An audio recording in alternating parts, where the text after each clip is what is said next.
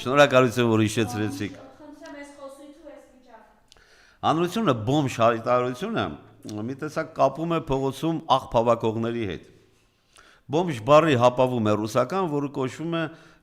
без определенного места жительства. Человек, который не имеет такого жительства. Հիմա բոմժ կարգավիճակը, եթե ռուսական հապավումով տեսնենք, ակնհայտ է, որ ոչ թե վախենում ենք, այլ կանխատեսում ենք,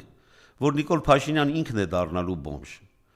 Կառավարական տնից դուրս բերելուց հետո նա բնակարան էլ չունի, իր կինը վաճառել է։ Կարծեմ կինը վաճառել նոր բնակարան է գնել, այդ բնակարանը դեռևս պատրաստ չի, որ վարձակալությամբ է ապրում։ Նիկոլի հետ էլ արդեն ամուսնացած չեն, չնայած ամուսնացած չէին նախկինում։ Հիմա որտեղ է ապրելու այս անձը։ Հայկական ընկալմամբ բոմժ կարգավիճակ է ունենալու։ Եվ տեսեք լրագրողի այն հարցին իբր թե ոչ թե վիրավորել, այլ վախենում է։ Նիկոլ Փաշինյանը պետք է վախենա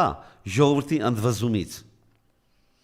Պետք է հասկանա, որ ընտրություններում ստորություն, կեղծիքներ անելու հնարավորություն չպետք է ունենա։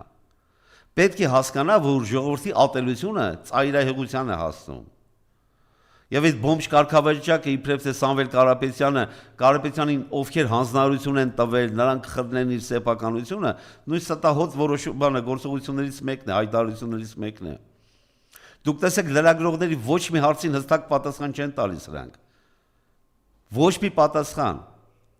Եվ հիմա վախենում է, թե իբրև թե հայկական բիզնեսմեններից մեկը բոմժ կդառնա։ Այ հավատա ժողովուրդը արդեն գիտի, թե ով է բոմժ դառնալու։ Իր եւ իր խմբակը։ Բոմժ լինելը իրանց փրկությունը նույնիսկ կլինի։ Բոմժ լինելը իրանց լավագույն կարգավիճակը կլինի։ Թող երազեն, որ ապագա Հայաստանում իրանք բոմժ լինեն։ Դա գոնե ապրում է այդ անձը։ Եվ անդրություններին ինչի է ցանկություն ունեցա եւս մեկ անգամ անդրադառնալ այդ անդրությունների առումով։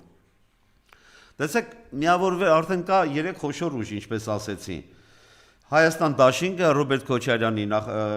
առաջնորդությամբ,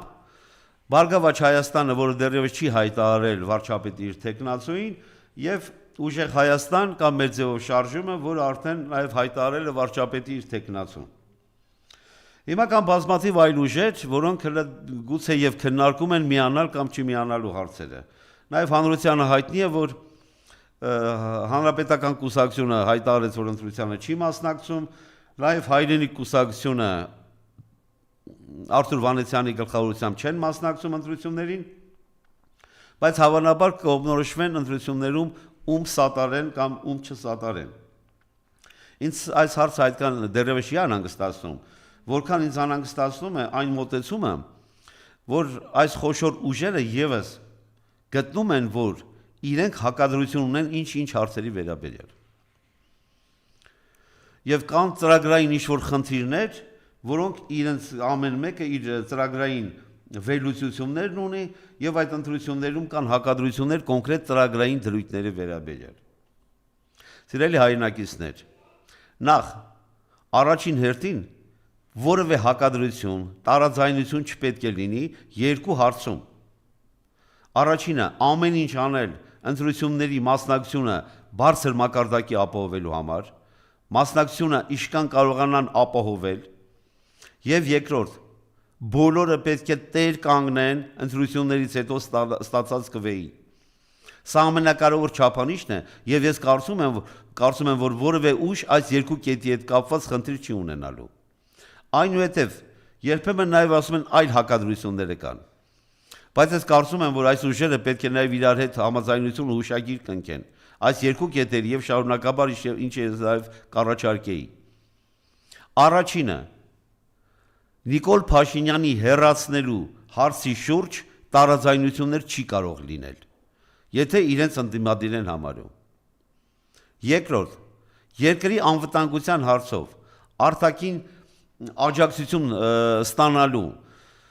խաղաղության պայմանագրի համար միջնորդներ ունենալու եւ միջնորդներ գտնելու հարցում եւս տարաձայնություններ չպետք է լինի։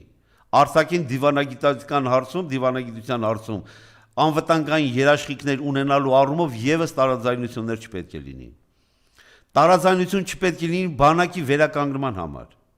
բանակի ամրապնդման համար, բանակի հզորացման համար։ Տարաձայնություններ չի կարող լինել տնտեսական փլուզումից երկիրը փրկելու համար։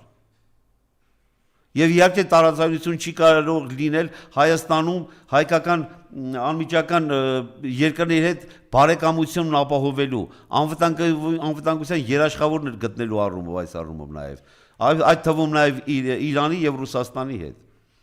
Եվ ոչ թե Ալեն Սիմոնյանի պես պետք է ասել, որ մեր անվտանգության երաշխավոր Ադրբեջանն է։ Սիրելի հայրենակիցներ, Նիկոլի եւ իր կողմնակիցների, Ալենի տեսակների համար նրանց անվտանգության երաշխավորը իրապես եւ հաստատապես լինելու Ադրբեջանը եւ Թուրքիան։